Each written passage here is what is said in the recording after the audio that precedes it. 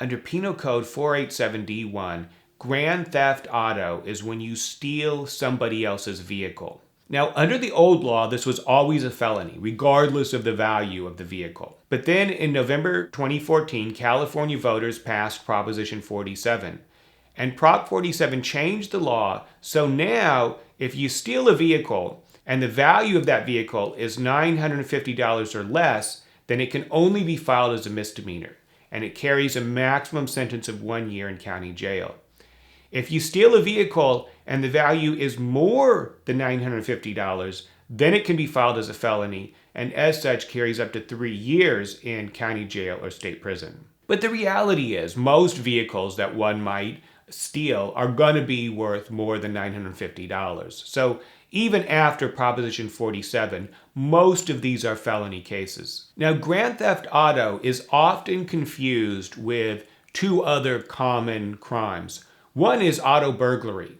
Auto burglary is when you break into a vehicle in order to steal something inside. So if you bust a window or pick a lock in order to break into a car and steal the stereo or steal a backpack or a computer or a purse that's inside, that's auto burglary. Joyriding under Vehicle Code 10851 is when you steal somebody's car in order to use it temporarily.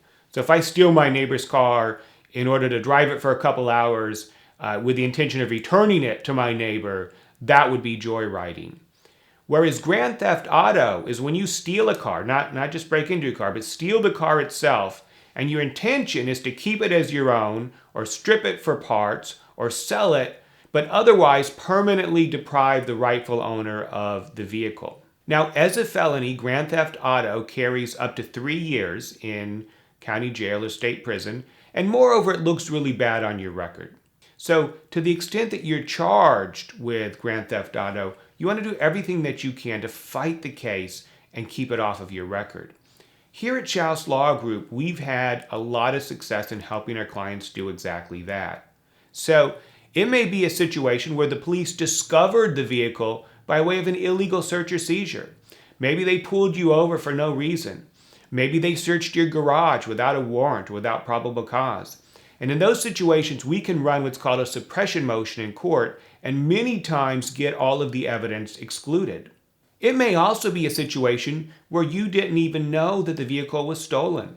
We had a case where our client was given a car by his friend, and his friend said, look, I'm going out of town for a few weeks. This is my car. You're welcome to drive it. So our client was driving it. He got pulled over, and it turned out that the vehicle was stolen. But we were able to convince the prosecutor and the judge that our client did not steal the vehicle and did not even realize that it was stolen.